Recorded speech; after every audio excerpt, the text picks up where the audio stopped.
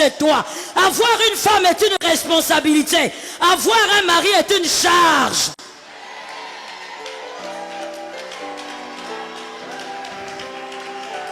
Est-ce que quelqu'un m'a entendu? Avoir un mari, c'est une... Avoir une femme, responsabilité. Avoir une femme est une responsabilité. Avoir un mari, retiens les deux choses. Si tu es un gamin, que tu as 45 ans, mais dans la tête tu es toujours gamin, n'épouse pas une femme. La femme est une responsabilité.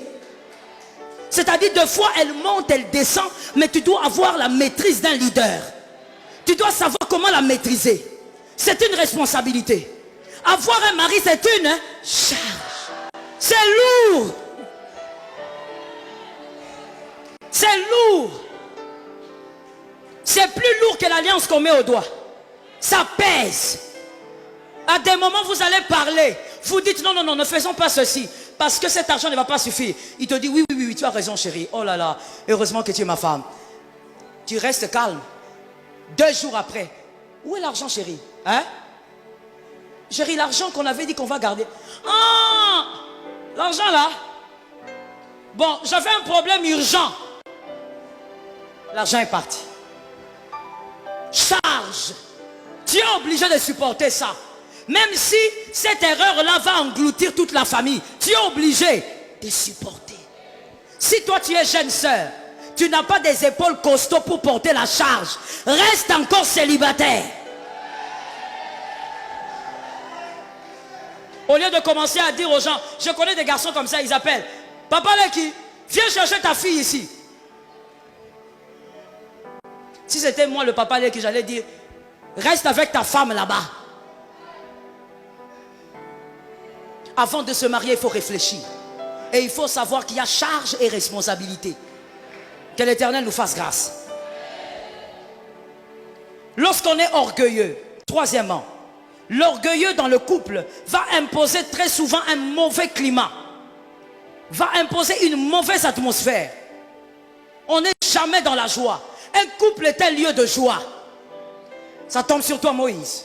Même Abraham a dit, voici cette fois celle qui est hausse de mes os. Il était dans la joie. Tu ne peux pas être dans un couple, tu as toujours le visage fermé. Tu sais que tu es malheureux. Qu'est-ce qui t'arrive? C'est un lieu de joie, un lieu de bonheur. Mais quand on est orgueilleux, on est là, on ne veut pas causer avec sa femme, on ne veut pas parler. Et qu'est-ce qu'on dit? On dit, bon, de toutes les manières, cette femme n'est pas intelligente. Bah, moi, j'aimerais poser la question, parce que c'est souvent la phrase que la plupart d'Africains, malheureusement, disent. Cette femme n'est pas intelligente. Donc quand il vient à la maison avec son orgueil là, il cause pas, il va dans sa chambre, il fait ses choses. Je vais poser la question à ces hommes-là. C'est un grand risque que vous prenez. Vous prenez le risque de faire des enfants avec une femme moins intelligente. C'est un grand risque, pourquoi? Parce que la personne qui éduque les enfants, c'est la femme. Donc au fait, vous faites des enfants qui vont être éduqués par une femme moins intelligente. Au finish, vous aurez des enfants. Quel risque? Je crois que celui qui a un problème d'intelligence, c'est celui qui prend ce genre de risque. Quand tu prends ce genre de risque, tu as un problème d'intelligence. Comment toi, celle-là est ta femme, et tu dis qu'elle est moins intelligente, je n'ai pas le temps de passer du temps avec elle. Ce qu'elle dit, c'est toujours bas. Comment tu as fait d'abord pour te retrouver avec une femme qui dit des choses toujours basses? L'orgueil. Quand il y a des hommes comme ça, vous savez, il y a un monsieur comme ça qui était dans mon bureau, il me racontait des choses comme ça, à dormir debout. Quand je l'écoutais, à un moment donné, je dis, d'accord, dites-moi un peu, vous aimeriez que votre femme soit comment? Quel genre de causerie? Bon, maman, je ne sais pas. Je ne sais pas. Je ne sais pas. 3 minutes. Je ne sais pas. Finalement, moi, je commençais même à me poser la question, est-ce que cet homme est intelligent? Non, je commençais vraiment à me poser la question. Comment un homme adulte de cet âge, il peut 3 minutes? Je ne sais pas. Toi, tu fais quel genre de causerie? Tu as dit qu'elle n'est pas intelligente. Tu veux qu'elle parle de quoi? Il ne sait pas. Jusqu'à quitter de mon bureau, il ne savait pas ce qu'elle voulait. Des fois, on se plaint par orgueil. Le problème n'est pas la personne qui est en face, c'est l'orgueil que tu as. Sois délivré de l'orgueil. Je suis d'accord avec toi. Lorsqu'on est orgueilleux, un conjoint orgueilleux, on rendra le dialogue difficile, comme je viens de le dire. On rend le dialogue difficile. Vous savez, il y a des couples qui ne blaguent pas ensemble. Il y a des couples, quand ils se rencontrent, hommes-femmes se rencontrent, c'est seulement pour parler des enfants, les frais scolaires, les problèmes que les enfants ont eu à la maison, pour parler des problèmes d'argent qu'ils ont à la maison, les dettes qu'ils ont. Mais il y a des couples qui ne blaguent pas. Il y a des couples qui ne badinent pas. Comme Isaac et Rebecca. Il y a des couples qui sont tellement sérieux que ça ressemble à qui? Je ne sais pas comment dire, parce que même Hitler blaguait avec sa copine. Je ne sais pas quoi dire. Eux, ils ne blaguent pas. Ils ne jouent pas. Ils ne se lancent pas des petites blagues pour se titiller. Non, non, non. Dès que la femme veut essayer de faire une petite blague, l'homme qui dit, c'est ça que tu me dis? C'est ça que tu me dis? C'était une blague. Quelle blague? Moi, j'aime pas les blagues comme ça. Hein. Bon, toi, tu aimes les blagues comment? Toi, fais un peu des blagues. Ils ne blaguent pas. Même quand à la télé, il y a quelque chose. Je vous dis que j'ai connu un couple comme ça. Même à la télé, quand quelque chose qui amuse, la femme qui rit, ah, parce que la femme est une grosse blagueuse, au fait. Elle est une grosse blagueuse dans la famille. Ils ont grandi comme ça. Ils s'amusent comme des fous. Alors, la femme est comme ça. Alors, quand elle se marie, elle ne savait pas qu'elle a épousé un homme différent. Elle avait suivi le français et les diplômes. Alors, arrivée maintenant devant la télé, quand la femme voit un truc là qui fait rire, la femme, elle se met à rire. Et l'homme qui dit, pourquoi tu ris comme ça, comme une femme de la rue?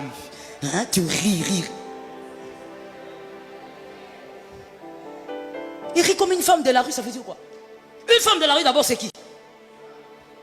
Pourquoi tu ris comme ça? Tu montres tes dents. Mais elle montre ses dents à son mari. Elle montre ses dents, elle est dans son salon. Mais il y a des hommes comme ça, ils ne blaguent pas, ils ne rient pas. On les a fait grandir comme ça. Armée du salut. Le papa, quand il vient comme ça, Jean-Luc, oui. On part, oui papa. Non, il ne blague pas. Il ne blague même pas avec ses frères, ses soeurs, il ne blague pas. Eux, ils ont grandi dans l'atmosphère Sarajevo. Ils ne blaguent pas. Ils sont là comme ça.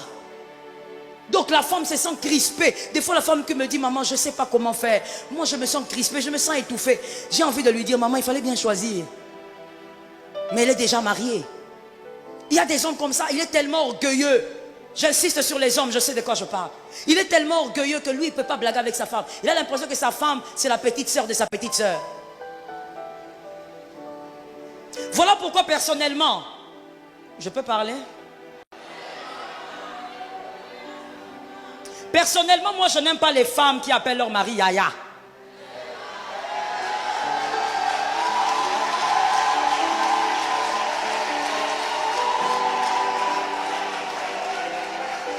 Regarde les hommes qui aiment qu'on les appelle Yaya. Et ils rient pas. Ils veulent qu'on les appelle Yaya.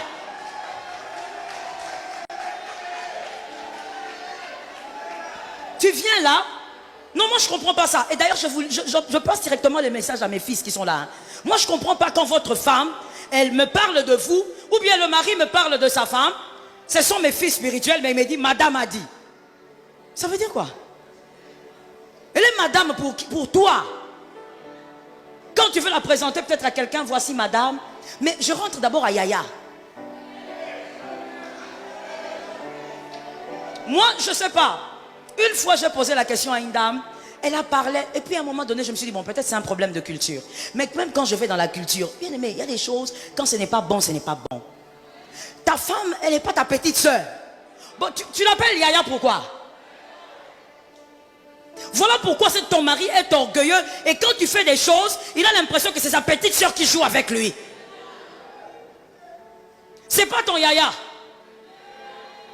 Appelle cet homme-là, chéri, petit bébé, autre. Ce n'est pas ton Yaya. Malgré Azamukolo, bon, ce qui est Azamukolo, hein, parce que le monde a évolué. Tu peux aussi épouser un homme qui est petit. Tu veux pourquoi? Non, mais il y a des foyers comme ça, vous n'allez pas dire que ce ne sont pas des foyers. Il y a des foyers où la femme a 10 ans de plus que l'homme. Ce n'est pas un problème. Le problème n'est pas là. C'est moi qui enseigne. Tu commences à me contredire là. C'est moi qui enseigne ici. Là n'est pas un problème. Un homme, Dieu peut permettre que dans la destinée d'un homme ou d'une femme, qu'il épouse une femme plus âgée. Ça, c'est pas le problème. Si c'est la volonté de Dieu, ils sont heureux, bah, les kio, ils sont dans le bonheur. L'essentiel, c'est d'être dans la volonté de Dieu. Mais je reviens au cas où l'homme est âgé. Et tu l'appelles Yaya. Écoute, c'est pas ton Yaya. C'est pas à cause de 3, 4 ans, 6 ans, 7 ans de plus qu'il est ton Yaya. Parce qu'on ne couche pas avec un Yaya.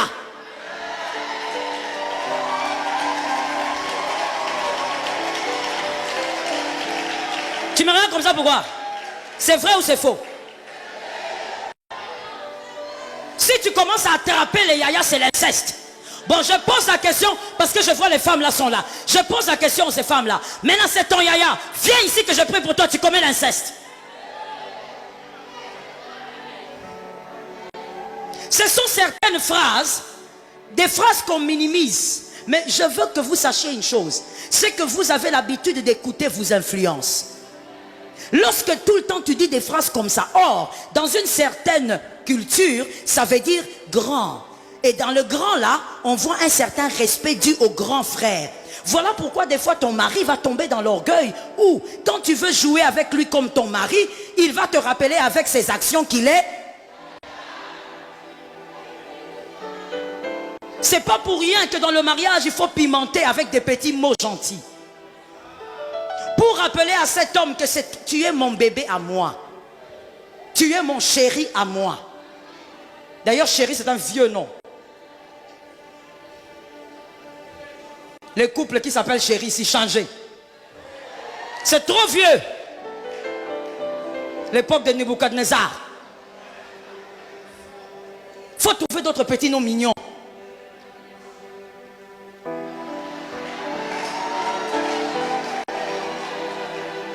Ça, c'est pas moi qui ai dit, c'est elle. Je disais donc, il faut éviter ça. Des fois, il y a des choses qu'on répète de manière désintéressée, mais qui tuent l'harmonie et la joie, le bonheur d'un couple.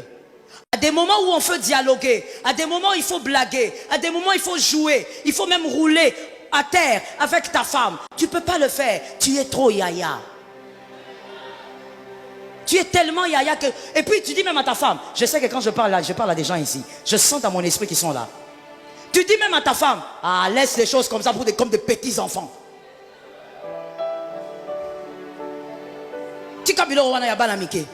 Ça veut dire quoi? Votre amour ne doit pas vieillir. Si vous avez envie de sauter, sautez à deux.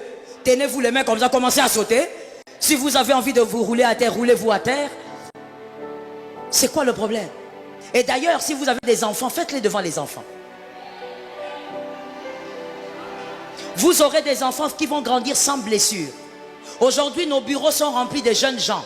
Plus que même des parents. Plus que des mères et des pères. Nos bureaux sont remplis de jeunes hommes que vous voyez ici. Remplis de blessures. Mais d'où viennent ces blessures? La manière de vivre d'un père et de sa femme. La manière dont tu causes avec ta femme. Des fois, tu es là en train de rire. Il y a même certains parents, j'ai vu, quand ils causent avec leur femme, dès que l'enfant passe.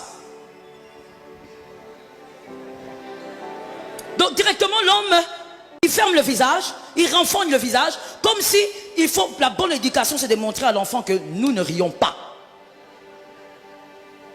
C'est pas ça la bonne éducation. L'enfant doit grandir dans la bonne humeur. Regardez les gens qui ont du mal même à sourire à l'église. La majorité.